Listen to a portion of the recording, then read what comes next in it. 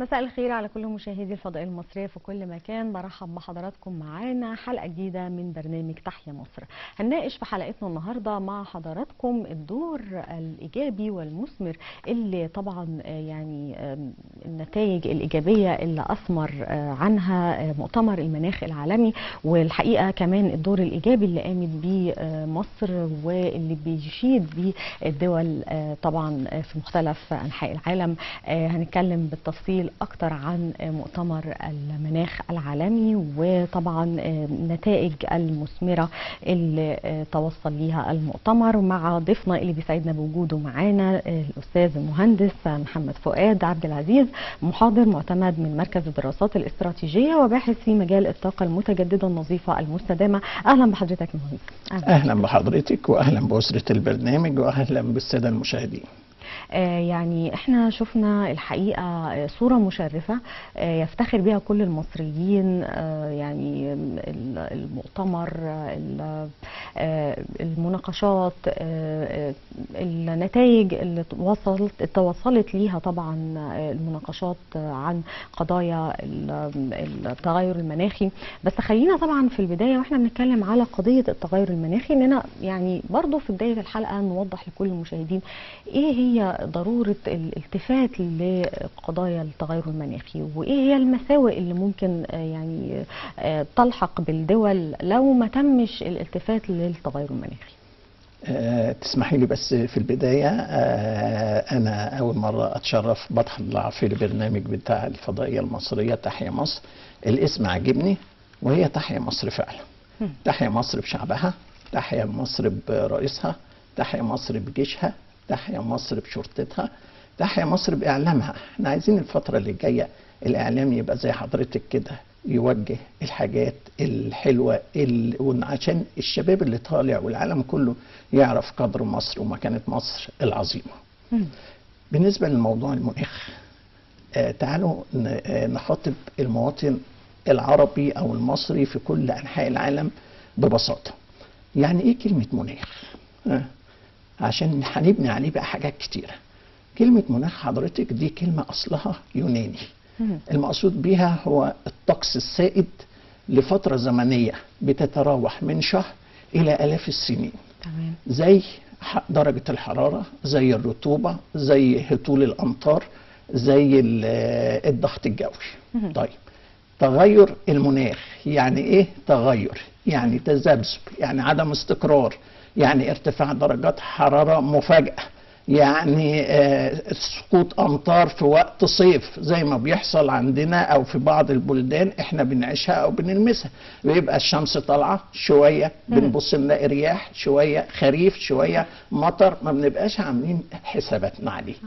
تخيلي بقى حضرتك التغيرات ديت العالم كله بينادي فيها وعلماء البيئة من سنة 1987، يعني ما يقرب من 35 أو 36 سنة. ومصر كانت بتخطو بخطى ثابتة بالنسبة لوزارة البيئة لو تفتكر حضرتك زمان. بس ما كانش فيه بقى اللي هو ايه المؤتمرات والحاجات او الوعي الكافي لدى الدول. اولا تأثير درجة المناخ على الدول الاستوائية زي منها مصر وأول آخره، هي مش، او الدول العربية هي مش في معزل عن العالم، هي اوريدي جزء من الكوكب اللي احنا بنعيش فيه. طيب، الدول المتقدمة ونهضت صناعيا هي اللي تسببت يعني بنسبة كبيرة جدا في تلوث البيئة وفي تغير المناخ وفي الاحتباس الحراري وفي المعاناة اللي ان العالم كله بيعانيها. طيب، مين اللي بيدفع الفاتورة؟ هم النهارده. هم اللي ده بقى من رحمة ربنا سبحانه وتعالى علينا، على الدول العربية وعلى مصر تحديدا. هم متضررين ضرر بالغ. والدول الأفريقية بتاعتنا برضو صابها شيء من الضرر ده. صحيح. زي الفيضانات، زي التصحر، زي المجاعة، زي الفقر، كل الحاجات دي. عشان كده فخامة الرئيس لما جه يتكلم في المؤتمر قال إنه مؤتمر تنفيذي وليس مؤتمر نقاش. احنا خلاص وصلنا لمراحل كتيرة قوي من النقاش جه وقت التنفيذ بقى، وكان معالي وزير الخارجيه سامح بيه شكري، تخيلي لما وقف هو رئيس المؤتمر واستلم الرايه. شوفي مدى الثبات ومدى القدره بتاعت مصر، قد ايه مصر عظيمه. ومش كده وبس، احنا كان في مبادره اطلقت من فتره كده، اتحضر للاخضر. اسعدني الحظ ان انا طلعت في التلفزيون المصري من شهرين او 3 وقلت اتحضر للاخضر. عنوانها مؤتمر الكوب 27 في شرم الشيخ. اللي هينزل مطار شرم الشيخ هيجد الطاقة النظيفة في مطار شرم الشيخ، في المستشفى بتاعت شرم الشيخ، في شوارع شرم الشيخ. اللي هينزل هيلاقي يعني اتحضر للاخضر، كل حاجة خضراء. السيارات اتحم تحويلها للغاز الطبيعي، وفي سيارات بتعمل بالكهرباء، وكان في يعني كان مؤتمر شرم الشيخ عنوان تحطي كده تحتيه مليون خط: مصر تستطيع. صحيح.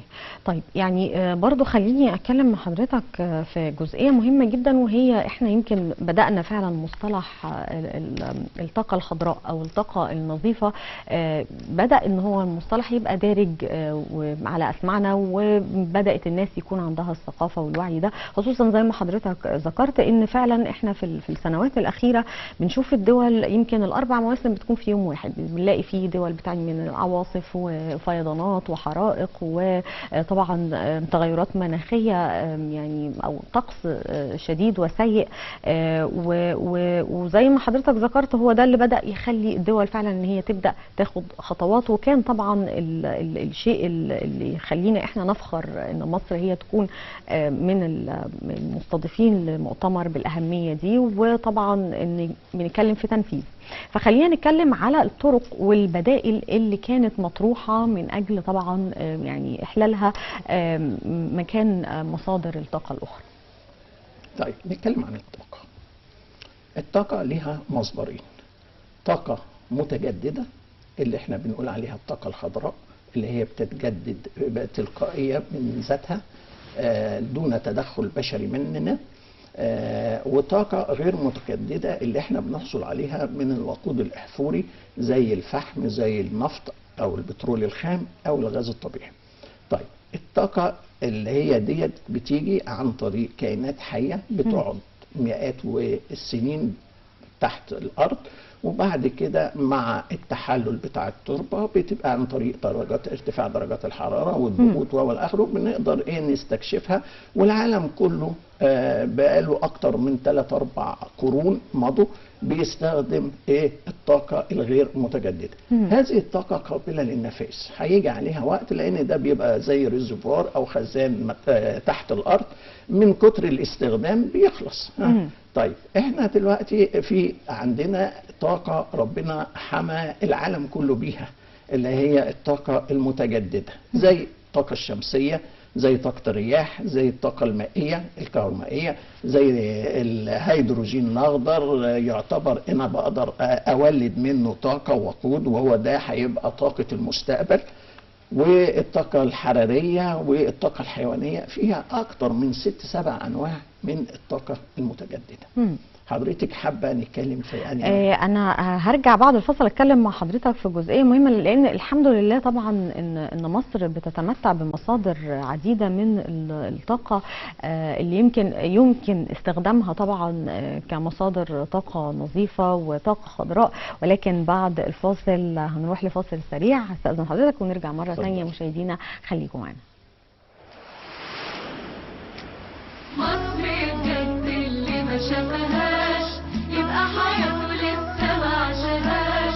مصر الحارة جنان العمارة قعدت سلم طول الليل. مصر الشاب الجدع الشاب بنت بترسم قلب وسم. مصر الزحمة مليانة رحمة، ايد بتعدي وايد بتشيل، وكوباية شاي عالرايق تفوقك لو متضايق.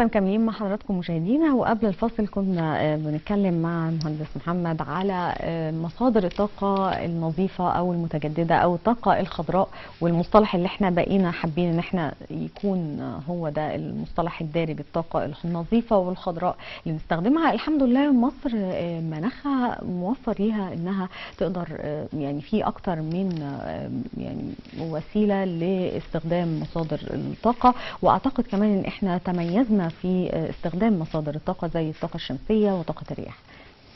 هي مصر موقعها الجغرافي المتميز، والعلماء اللي فيها مصر يعني مكانتها الأساسية أو الحقيقية هتتبوأها الأيام اللي جاية. دي حقيقة، لأن مصر تستحق إنها تكون أفضل دولة في العالم، مش في أفريقيا ولا. ليه بقى؟ ربنا سبحانه وتعالى أنعم على مصر بمناخ قاري آسيوي، فترة سطوع الشمس فيه يوميا لا يقل عن 10 ساعات. مصر عندها نسبة مساحة من الأرض المستوية الصحراوية اللي هي تأهلك إنك تعملي مزارع طاقة شمسية، وده حصل فعلا مش بكلامي بس أنا كضيف برنامج، وإنما وفقا لتقارير وكالة ناسا لما جم اختاروا موقع اسمه بنبان في قرية تبع مركز دارو جنوب أسوان، وجدوا ان انسب مكان لعمل مزارع طاقة شمسية، وكلمة مزارع يا جماعة ان مجموعة من الالواح يعني بتولد الالواح الطاقة الشمسية. عملوا هيئة الطاقة المتجددة مشكورة التابعة لوزارة الكهرباء والطاقة، عملوا بروتوكول تعاون كنوع من تشجيع الاستثمار المصري والأجنبي، إن هو يدي مساحة من الأرض ويديله موافقة على الاستثمارات في هذا المجال، ويقول له لما تيجي انت تصدر او يبقى عندك فائض من هذه الطاقة انا هشتريها منك. لو انت احتجت مني مثلا فترة الليل او واتيفر عندك اي مشكلة ومحتاج كهرباء، انا هديك من الشبكة القومية بتاعت وزارة الكهرباء بنفس السعر، يعني مش هاخد منك رخيص وارجع بحولك غالي، لا زي ما هشتري منك هبيع لك. يعني هنعمل زي مقصة وكده. ووصلت مصر للمركز الرابع او ان هي حلو. مصر كانت الاول مش مصنفة في الترتيب الدولي من الدول اللي هي مصنعة او المنتجة للطاقة المتجددة عن طريق الطاقة الشمسية. كان 10 دول. مصر لما عملت مشروع بنبان وعملت اكتر من محطة طاقة شمسية حضرتك، كانت حاطة خطة ان هي في 2025 هتوصل من انتاج الطاقة النظيفة ل 25%، ولما نوصل للخطة الاستراتيجية اللي هي طويلة المدى اللي هي 2030 هتوصل ل 42% طاقة نظيفة. طبعا احنا المستهدف من المؤتمرات اللي حصلت في فرنسا وحصلت عندنا في شرم الشيخ ان هو يقضي على الانبعاثات الكربونية بنسبة زيرو ايميشن كاربون، فبالتالي هيوصل ل 2050. فاحنا قبل 2050 مصر هتكون ان شاء الله عملت انخفاض او منع للانبعاثات الكربونيه، وبدات الدوله في كل الوزارات النهارده تحط خطه وبدات في التنفيذ. كان عندنا في مجال البترول والنفط كان بيتحرق غاز في المشاعل اللي هي حاجه اسمها الفلير سيستم، فده يعتبر صمام الامان لاي محطه انتاج غاز او بترول، فده كان ملوث للبيئه، ولكن ما فيش وسيله تانية ان هو يعمله، يعني هو بيحمي المحطه بتاعته. جت وزاره البترول حطت خطه ان فيها ان هذا الغاز يعاد استخدامه تاني ويتحط على الانتاج بعد معالجته، لو في نسبه كوندنسيت او اويل تروح للسيباريتور والتنكات، ولو في نسبه غازات بتحصل لها عمليه معالجه وكمبريشن ضغط وتصدير للدول دي طيب بعد كده جه فخامه الرئيس اطلق مبادره ان تقليل الانبعاثات الالكترونيه في الكربونيه في الشارع المصري. فبدا يعمل مبادره لتحويل العربيات التكوسه والميكروباصات. طيب حتى الملاكي، في ناس عندهم عربيات فخمه جدا ملاكي، لجأ لهذه الوسيله واستفاد منها، ان هو يحول عربيته بدل ما تبقى بنزين تبقى غاز طبيعي. قريب جدا خلال سنتين، سنة 2025 هنلاقي في مصر عندنا عربيات بتشتغل بالكهرباء، هنلاقي عربيات بتشتغل بالهيدروجين الأخضر. فإذا الدولة شغالة، الدولة شغالة، والترجمة بتاع شغلها هو الكلام اللي بيتقال في المؤتمرات العالمية لتغيرات المناخ. كل ده بيحد من آثار التغير المناخي. صحيح. طيب يعني برضو ده يخلينا نلقي الضوء على جزئية هامة جدا يا فندم، وهي مدى تحقيق ده على أرض الواقع، التكلفة، آليات العمل، الصعوبة، يعني برضو التحديات اللي بتواجه ده. تحديات حضرتك زي ما العالم كله بأي منتج جديد أو أي تكنولوجيا جديدة بتبقى في البداية خالص تكلفتها عالية، إنما مع الاستخدام الكتير ومع الناس بتبدأ تتعرف عليها وبتبتدي تستخدمها التكلفة بتقل. زي موضوع الموبايلات كده، في البداية كان غالي، دلوقتي بقى في متناول الجميع. طيب بالنسبة للطاقة الشمسية مثلا، لو هنتكلم عليها وهنستفيد بأن مناخ مصر ان هو استوائي، وان فترة طويلة من على فكرة الشركات النهاردة بدأت كلها تستغل موضوع الروف بتاعها لو ينفع انها تستخدم طاقة شمسية. الواجهات الخارجية اللي هي بدل ما يكلف نفسه تشطيبات والاخره، بيبتدي في البداية خالص بيعمل سمارت بيلدينج كده خاص بمجهز من البداية للطاقة الشمسية. عشان كده هتبقى مفيدة جدا في المجتمعات العمرانية الجديدة. يا ريت يا حبذا نبعد بقى على النظام التقليدي في المباني، طالما خلاص خدنا قرار وبدأنا قلنا ان المؤتمر بتاع الكوب 27 في شرم الشيخ مؤتمر تنفيذي، نبدأ بقى في الجديد. مش هنعمل مباني اسمنتية ولا حديد ولا بتاع، هنعمل مباني صديقة للبيئة اللي هي تتناسب مع نوع الكهرباء اللي هي المستدامة، اللي هي المتجددة، سيان رياح او طاقة شمسية، او لو ينفع يجيب يحفر جنب لو عنده مصادر مائية ويعمل تربين على قد. يعني حضرتك الكهرباء ليها مصادر كتير، وسهل جدا للناس اللي فاهمة كهرباء انها تولدها من اكتر من مصدر صديق للبيئة. فهو يشوف ايه المناسب بالنسبة له ويطبقه عشان التكلفة دي. نمرة واحد. نمرة اتنين، دايما يقول لك ايه، الاتحاد قوة. بمعنى ان انا النهارده مدينه سكنيه مثلا او حي سكني، لو كل الاسر اشتركت فيه ب1000 جنيه في البدايه، وبعد كده مرحله الكونستراكشن 1000 كمان، ان التكلفه مش هتتجاوز 10000 جنيه للساكن الواحد. تخيلي مثلا لو عندي مجمع سكني بحوالي 1000، خليها 1000 1000 في 10 يبقى كام؟ ادي 10000. 10000 مع الطاقة اللي موجودة يبقى ده بديل لده. على الأقل هيحد من التلوث البيئي بنسبة تتراوح من 70 ل 80%. أي نعم مش كامل بس كويس.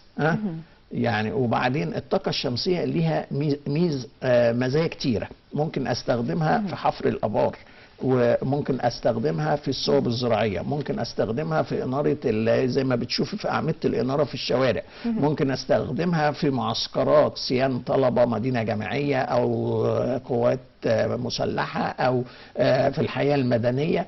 يعني مع التجمعات الطاقة الشمسية مفيدة جدا في الإنارة. ممكن استخدمها في أبراج الاتصالات، ممكن استخدمها في أبراج التحكم. أنا من حوالي 25 أو 35 سنة كنا بنركبها على أبار النفط ككنترول سيستم، فلا ليها استخدامات. وعلى فكرة بتعتمد على ضوء الشمس، الفوتو بيحوله لتيار مستمر والتيار المستمر ده انا باخده عن طريق تشارجر، وبشحن بيه بطاريه فتره استفيد اعمل اختزال للطاقه الكهربيه، بحيث وقت الليل اللي ما فيش فيه ضوء يبقى اعتماد الاحمال عندي على البطاريات.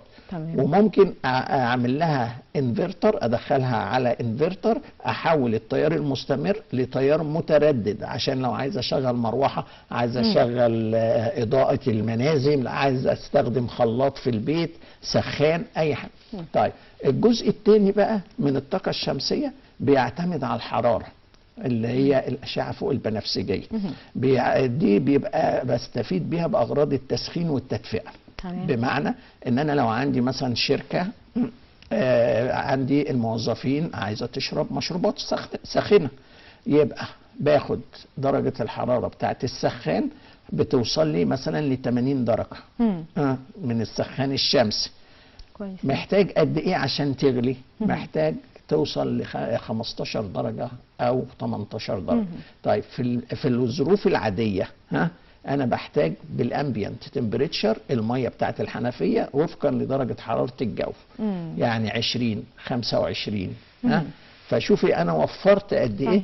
ما عشان برضو احسن، في بعض الناس بتفكر ان الطاقه الشمسيه يبقى هطفي الكهرباء بتاعت الحكومه وهشغل طاقه شمسيه، يحصل عنده مشكله يقول ايه ان احنا ضحكنا عليه. بالظبط، هي دي برضو جزئيه مهمه جدا ان احنا كنا دي فنيات لازم الناس تعرف نوضحها يعني دي فنيات في اخر حلقتنا يا فندم. وهي يعني على قد ما في صعوبات او تحديات والدوله يعني تقدر ان هي يعني تواجهها، وزي ما حضرتك قلت في بدايه كلامك مصر تستطيع، ولكن في دور برضو مهم جدا على المواطنين ان هم يتفاعلوا بقى، او ان هم يكون عندهم الوعي الكامل فعلا باهميه استبدال الطاقه العاديه بالطاقه الخضراء او الطاقه النظيفه. فبرضه لو حضرتك توضح الجزئيه دي، لان ممكن فعلا المواطنين يقولوا احنا استفدنا ايه.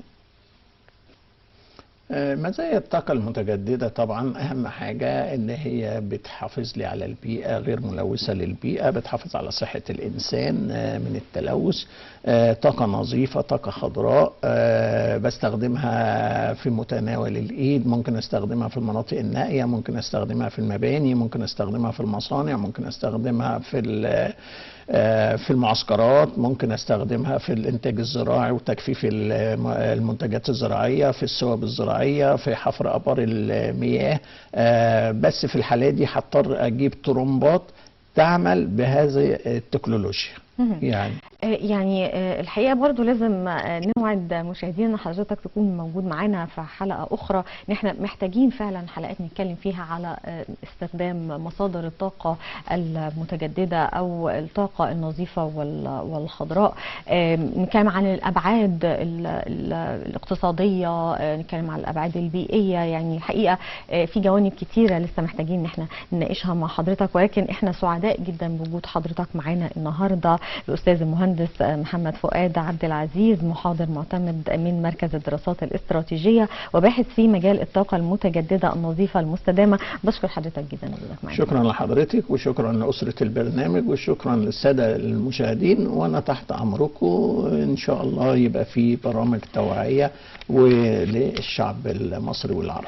كل الشكر والتقدير لحضرتك، وفعلا مصر تستطيع، وده احنا شفناه وهنشوفه كمان لسه ان شاء الله في الايام والشهور، وطبعا خطه التنميه المستدامه في السنوات القادمه. بشكركم جدا على حسن المتابعه، واستنونا ان شاء الله في حلقه جديده، وتحيا مصر.